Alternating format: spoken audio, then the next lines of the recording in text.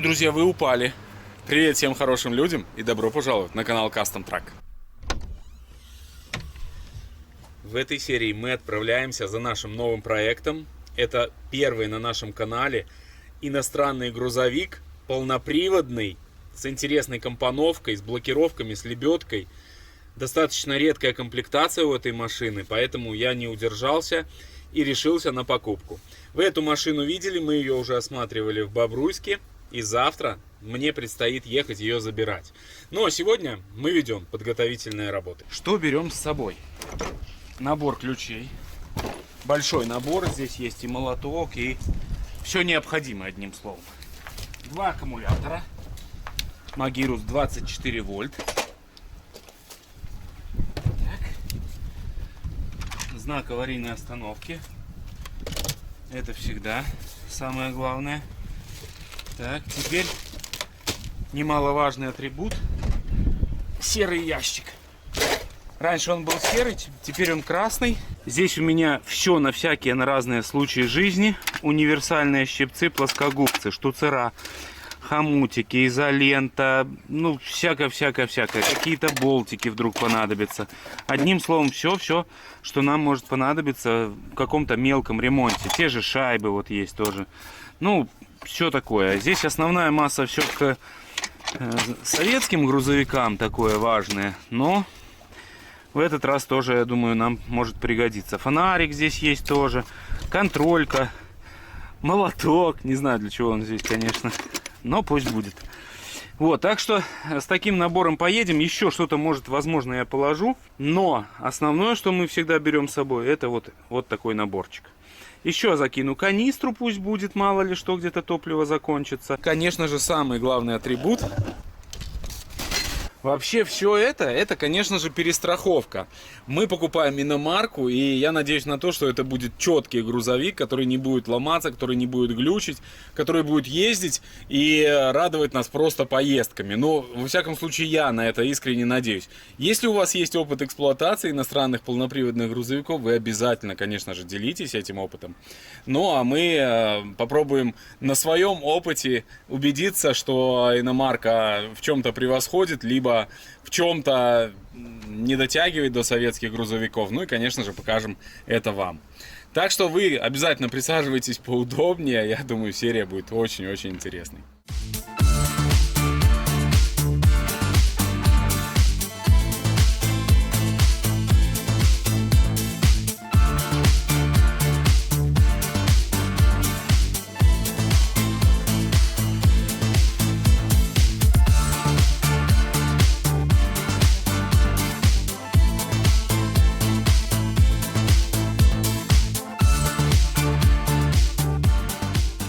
Друзья, бобруйская природа, доброе утро, хорошее настроение, мы едем за проектом, сейчас у нас завтрак будет. Огромное спасибо Диме, который за кадром, который помогает нам вот в наших хотелках, так сказать. Моя любимая природа, как я уже говорил вам раньше, ну, красотища, песочек, сосновый лес, воздух наичистейший. Несмотря на то, что мы находимся недалеко от трассы, но все равно ощущается вот эта вот прелесть.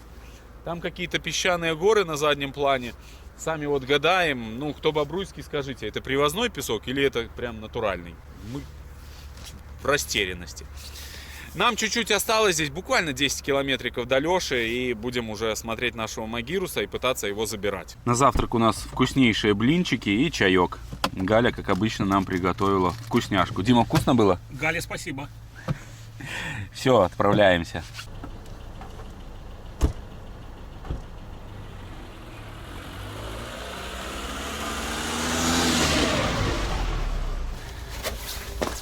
Все, мы на месте. Сейчас проводим осмотр нашей машины. На ней уже установлен кунг и совсем другой вид. Я бы сказал, как какие-то дрова мы покупаем, блин. Без кунга эта машина выглядела гораздо красивее. Но технически она по-прежнему хороша. Это нравится. Наверное, хороша. Здесь сняты арки, потому что требуется небольшая подварка. Но это как бы для нас не проблема, мы подварим, все сделаем. И хотелось бы, конечно, ему другую резину поставить, потому что эта резина такая себе. Не для этой явно машины.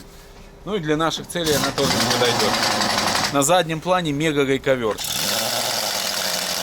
Первый раз, когда я услышал этот гайковерт, я думал, что там заводят какой-то мотор, потом там что-то происходит. Обзорчик его мы снимем, конечно, попозже, но здесь еще хватает нюансов, которые нужно устранять. Вот, здесь разобраться с пластиком вот этим вот. Тоже повышенное, пониженное сделать, отреставрировать крышечку. Но, одним словом, работы здесь хватает. Мне все интересно на это все смотреть, как это все будет работать. Одна из причин, по которой я решился на покупку этой машины, это лебедка. Лебедка гидравлическая, и она дополняет интереса к этой машине. Это очень редко, когда установлена лебедка на вот таких иностранных грузовиках. Но в нашем случае, наверное, нам повезло. 170 коней, супер-мега интересный мотор. Как он себя поведет на бездорожье и в условиях нашей эксплуатации, мы, естественно, увидим и, конечно же, вам покажем. Все, пошли ставить на наш новый аппарат. Возьми перемычку, Дим. Ну, последний осмотр. Сейчас перекидываем аккумуляторы. Ну, оформляем бумаги и будем выезжать. Что с этого будет, пока я не знаю, но надеемся на успех. Все, выдвигаемся сейчас уже в МРЭО. Оформим документы. Ну, такой себе, блин. Я давно мечтал об иномарке. Ну, как-то вот смотришь, блин, вроде хочется. Потом что-то подумаешь. Бля, какой-то груд. А потом как-то... Все равно, ну, в общем, прям я сам сомневаюсь, друзья. Нам, кстати, повезло с номером, номер тоже нам останется. Я помню, нам повезло с номером на КамАЗе, он был точно такой же, как на Урале, отличался там одной буквой. И вот здесь блатные номера, в общем, будут. Все, друзья, документы у нас на руках, мы готовы к выезду. Все четко, вообще все супер просто. Единственное, что, конечно, заняло это... Копы, Дима. Это заняло немного времени, но, тем не менее, уже после обед. Сейчас быстренько постараемся выехать. Не хочется совсем ехать ночью. Смотри, разгрузка КамАЗовская вставленная, я смотрю, да? Нет, это родная вообще. Здесь ни колхоза никакого нет. Да? Да. Но она выглядит как КамАЗовская, один в один. Маркировка. А масло где проверять? Масло щуп получается у нас... Мы чуть-чуть проедем, обязательно проверим потом, потому что это такое дело. Не, здесь все залито, покатались, проверили, все, новое масло. Все, отлично, только начинается дождь, надо Я насос на ревизоре дал. На выезде стоит КРАЗ 257. Я, конечно же, не удержался, решил посмотреть его состояние и был приятно удивлен, что КРАЗ у Леши тоже в очень хорошем состоянии. На нем стоит Кунг. Я сразу у меня мысли в голове, что, наверное, все-таки было бы правильно такой КРАЗ купить для автодома, но все-таки нет. Я поближе подошел, посмотрел, вспомнил вот эту вот людоедскую историю этой машины. Нет, эта машина явно такая для водителей со стажем и для водителей, которые не понимают, что такое КРАЗ. Вот первый раз посадил его за руль, вот этот еще сможет водитель поездить, но постоянно на нем ездить это... Такое себе. Пошли посмотрим внутри. Сейчас ждем, пока принесут ключ. Состояние у Кразюки очень красивое. Внутри я тоже заглянул. Буся. Ну, Леша, кстати, тоже будет его продавать, потому что все-таки расход топлива у него большой. И сейчас, если какие-то ему необходимо делать действия, связанные с там перетяжкой машин, он уже делает на других машинах. А Кразюка уже ждет своего нового клиента. Ну, а так, когда-то он, Леша, служил достаточно долго. Ну, перевозили они на нем машины. Давайте посмотрим состояние этой машины внутри. Ну, красота. Немного затекает вода, где-то есть утечка. Ну и здесь внутри все аккуратненькое такое. Управление подогревателем тоже такое классное. В идеальном состоянии все бирочки. Коробка тоже не разбита. Ну и пробег 10 тысяч. Леша говорит, что когда они его покупали, то пробег был 1000, да, Леш? 370 километров. 370 километров. Вы представляете, сколько намучился водитель? Леша пошутил за кадром, что водителя уже нет, но это, конечно же, шутка. Так всегда, КРАЗы живут вечно, а водители их, ну, могут даже уже и, да, уходить из жизни. Но это людоед. И вот когда к нам приезжал Игорь из Combat Crew, он тоже говорит, чего он людоед, что здесь такого? Я говорю, ну, проедешь, посмотришь. И уже спустя буквально 15 минут он ехал с разодранной рукой в крови. И, ну, вот поэтому и людоед эта машина. Потому что это машина, которая, ну, требует очень сильного контроля за обстановкой, происходящей вокруг. И в целом органы управления прям такие очень-очень-очень жестокие могут. Раздатка очень-очень похожа. И у меня вот есть такое мнение, и Леша так говорит, что сюда вот вроде бы просто прикручивается такой поросенок на передний привод. Вот, ну, вроде все вот прям так и есть. Единственное, здесь вот я заметил, Леш, какой-то это ручник, да? Да, ручник. Но он выполнен по-другому. У меня именно барабан стоит, а у тебя какой-то здесь механизм открытого типа. Барабан открытого типа какого-то, странно, с двумя колодками, сверху и снизу. А у меня такой классический, как на УАЗике. Ну вот, как-то по-другому здесь все это сделано. Да, но здесь абсолютно идентично все, в принципе, да. Точно такая же муфта стоит, как у нас. Ну и красота, да. Выглядит все классно. Новые прокладки на клапанные крышки. Но так все один в один. Никакой разницы. Еще есть 157-й, прям весь в оригинальном состоянии. Даже бак сохранился задний. А где она удлиненная рама? В конце? Ты уверен? Да. А, вот доставлен кусочек? Точно, ничего себе. Интересно, для чего это было сделано? Это бортовой был, Леш? Кунг. Кунг? Просто в идеале. Так здесь 600 километров пробега? 630, ничего себе. Ну, он прям чувствуется все новенькое такое, просто в идеале. Все в оригинале. Даже еще фильтр вон в этом, в пластилине военном в таком. Здесь, может, экранированные еще свечи, или это просто чехол такой? Экранировка еще стоит? Ну, весь в оригинале. Бобина экранированная. Ага, точно, да. Это ротаторы, все в экране. И на масляной центрифуге, видишь, даже бирка сохранилась. Ну вот, кстати, щетки с генератора украли. И еще на крышу упал навес. И это большая проблема.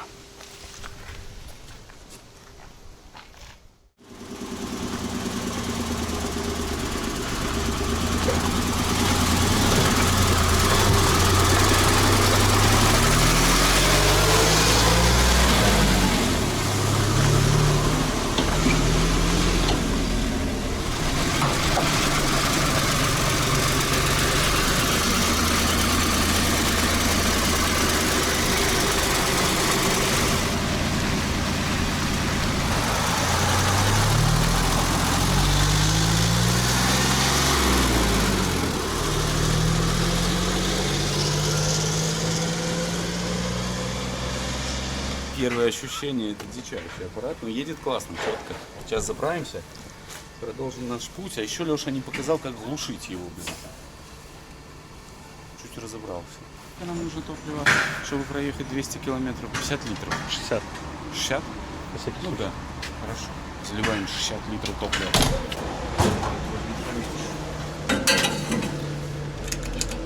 Все, друзья, держите пистолет, чтобы не выскочил. Альфа-банк первым в России отменил комиссии за все переводы и платежи. Закажите бесплатную дебетовую Альфа-карту. Не просто выгодно, Альфа выгодно. Девушка нас заправляла, но не захотела, чтобы мы ее снимали. 60 литров и впереди 200 километров пути, но мы сейчас чуть-чуть проедем, потому что нам нужно пережать передние колеса и следить за Кунгом, потому что он может сделать байфлай. Все, поехали.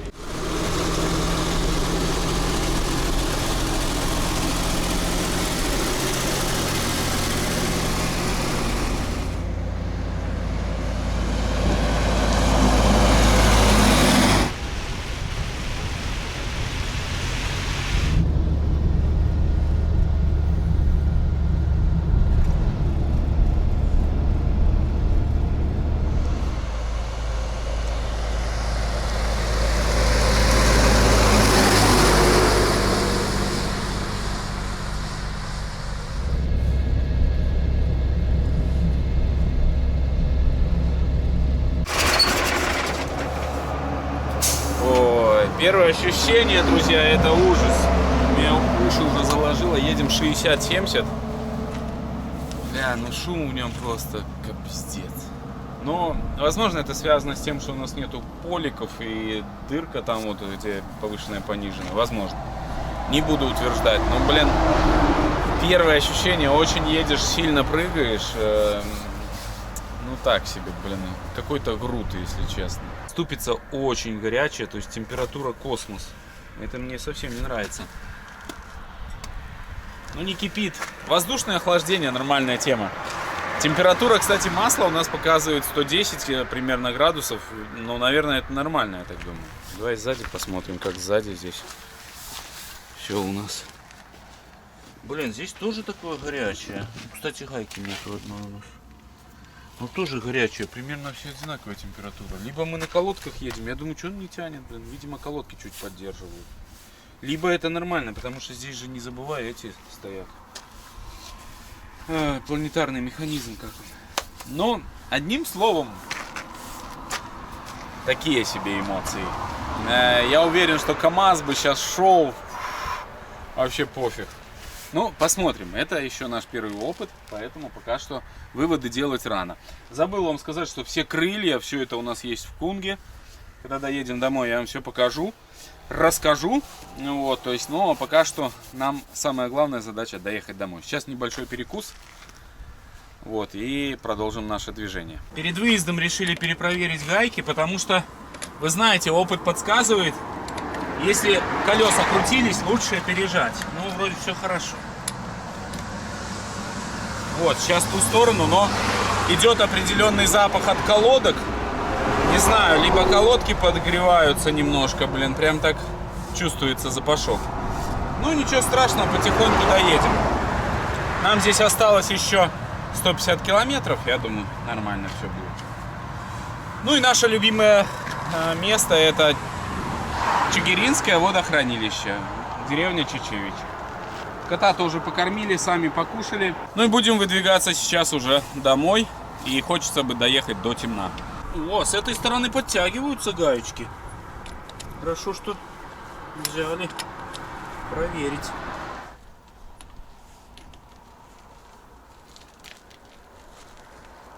Кстати, левая сторона тоже поджалась. Ну, все, колеса пережаты. Но не могу я смотреть на это. Блин, так он ужасно выглядит. Хотя состояние у него очень хорошее, это факт.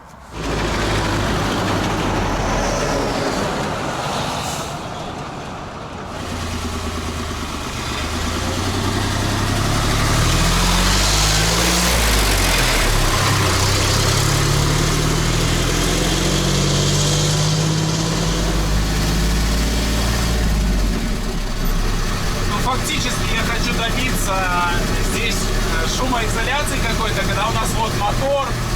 Естественно, здесь будет ехать громко. Но посмотрим, нужно покататься, и потом будет понятно.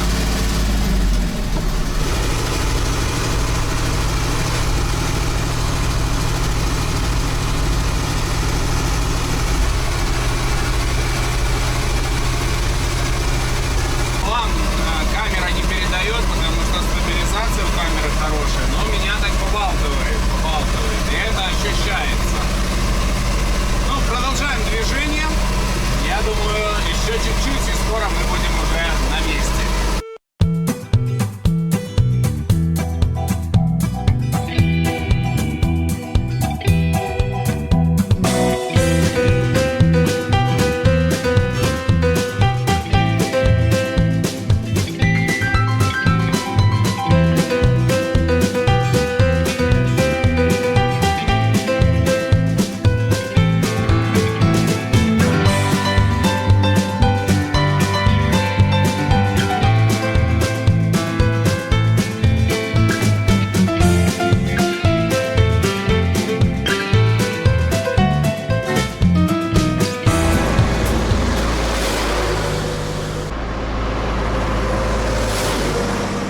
Все, друзья, Дима нас покидает, потому что он живет в Могилеве и уже уезжает. Так что Диме огромное спасибо за помощь. Спасибо мне. Все, пока. Пока. Видимо, придерживают у нас колодки, потому что я его пытаюсь катать, это даже бесполезно. То есть где-то что-то держит по-прежнему, поэтому такие вот пироги. Добрейшей души человек, Диме огромное спасибо за помощь. Ну, а мы будем пробовать продолжать движение, хоть бы, ну, мы нормально все это прокатило. Мы будем надеяться, что все будет хорошо. Ну, в целом, я вам честно скажу, мне машина нравится, но нужно разбираться, что с ней не так и как с этим бороться.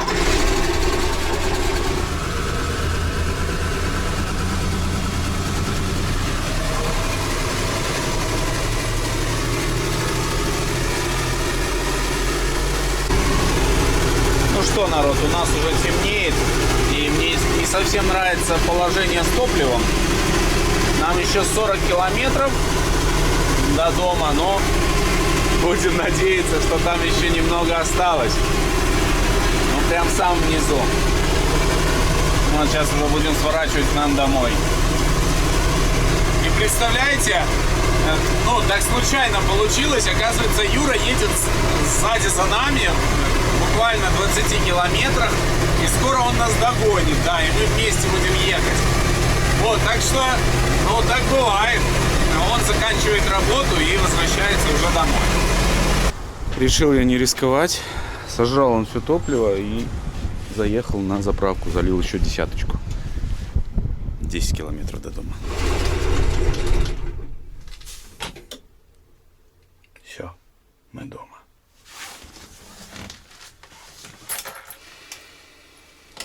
Все, приехали. Все отлично. Ракета, как Дима говорит. Юра нас так и не догнал, к сожалению. Я думал, если честно, что он нас догонит, но вот как-то, ну, вообще не получилось у него. Да. Ну, где ты там? Ну, подъезжаю к Княжицам уже. Ну, серьезно. Ну, сейчас буду, через минуту. Давай. Ну, вот и Юра.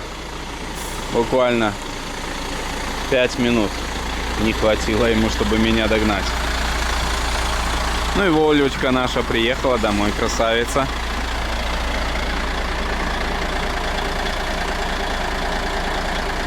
Вроде бы все хорошо. Ну что, как у тебя дела? Отлично. Не сломался? Нет, видишь, у меня порядок сегодня. Да, вижу, молодец. А видишь, какой свет классный? Да, вообще не видно ничего. В салоне? Или на улице? На улице. Да. Надо делать. Ладно, все, давай глуши, поехали домой. Позавчера мы приехали, а сегодня я доснимаю эту серию с небольшим обзором и, конечно же, с моими эмоциями, которые я испытал во время поездки. К нам присоединился Леша. Всем здорово. Да, так что скоро вы увидите серии с нашей веселухой здесь и с Лешей. Я думаю, вам понравится.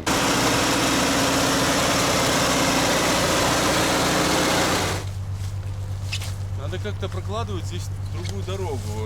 Глубина безумно очень большая. Мне что-то страшно. Дима хочет проехать там, где не может пройти пешком. Ну, проблема в том, что нам нужно испытать это болото. Для чего у нас плавающий ракетовоз, блин? Для чего? Наверное, не для этого все-таки. Первое впечатление, которое у меня осталось от этой машины, что это полный хлам. Но ехать на нем было крайне тяжело, на самом деле. В плане комфорта это ужасно. Это ужасно, двигатель ревет. Да, здесь классные тормоза, здесь достаточно, ну, мотора хватает, в принципе. Вот, но шум и вот в целом сильно болтает кабину, когда едешь. Но, возможно, с этим нам нужно будет еще разбираться. Но я хотел вам рассказать, ну, в двух словах, как здесь что выглядит, как в целом все здесь устроено. Значит, печка здесь на масле. Коробка у нас 5-ступка. Вот здесь у нас переключатель. Это блокировка межосевого дифференциала. Но я не знаю, в каком положении мы ехали, потому что вот это горело всегда. И, возможно, мы ехали в заблокированном дифференциале межосевом. Не знаю, мне почему-то такое чувство. Но это мы перепроверим, конечно. Это рычаг переключения повышенный, пониженный. Что вот это, я не знаю. Это рычаг управления лебедкой. Вот здесь у нас рычаг фиксации откидывающейся кабины. А вот здесь это блокировка заднего дифференциала. То есть межколесная блокировка у него есть. Ну, по приборам здесь все просто. Спидометр, аварийка, температура масла, давление воздуха. Кстати, воздух еще чуть-чуть есть даже. Давление масла в двигателе. Топливо, уровень. Ну, здесь ручной газ, стартер. Это я не знаю, ну, видимо, яркость подсветки. У нас сломаны две кнопочки на дворнике. Здесь каждая кнопка отвечает за паузу, либо постоянную работу, либо самые большие обороты, видимо, так. Эта конструкция относилась к пожарке. Если честно, здесь я не знаю, что и как. Ну, электрика вся красивенькая, аккуратненькая. Здесь, конечно, вопросов нет. Ну и в целом машина технически она в очень хорошем состоянии. 28 тысяч пробега у нее всего лишь. Я считаю, это немного. То есть для иномарки это вообще прям, ну, ни о чем. Вот, но дальнейшую всю эксплуатацию мы, конечно, увидим. Пойдем покажу, что у нас есть в Кунге. В Кунге у нас лежат крылья, которые сняты, без которых выглядит ужасно эта машина. Вот, но внутри Кунг очень хороший у нас. Снаружи страшный, но самое главное, что мы взяли с собой, это резина. Естественно, не бесплатно, это очень дорого, но это того стоит. Это ураловская резина в хорошем состоянии. Также лежат крылья, которые мы будем устанавливать. Лежит гидробак, который необходимо тоже установить. Гидронасос здесь тоже. В общем, все вещи, которые стояли на этой машине, ну, которые нам, естественно, понадобятся, они все здесь лежат в заднем отсеке. Эти колеса мы будем ставить уже в следующей серии, я думаю. И попытаемся хотя бы немножко пощупать, посмотреть, на что способна эта машина. Вот, поэтому не переключайтесь. Вот в такой компоновке нам достался этот грузовик. Ну и надеюсь, что это приобретение будет меня радовать. Потому что, когда я ехал обратно, у меня мысли вообще были совсем другие. Я не знал, что я буду делать с этой машиной. Я очень сильно расстроился, когда приехал домой. Но потом как-то взвесил все и решил, что я давно мечтал об этой машине. И все-таки, наверное, это правильное решение, покупка этого грузовика. Хотя бы, во всяком случае, нужно купить и пожалеть, это правильнее, нежели чем не купить и всю жизнь жалеть. Вот. Но я думаю, когда мы соберем всю компоновку салона, то есть уберем вот эти внешние шумы, то эта машина заиграет новыми красками. Я искренне на это надеюсь. Все. Огромное спасибо, что вы были с нами. Спасибо, что поддерживаете наших спонсоров. Спасибо, что подписываетесь на Boosty. Огромная всем благодарность за поддержку. Ну и, конечно же, как обычно, только хороших людей на жизненном пути. Всех благ и всего самого наилучшего. Всем пока.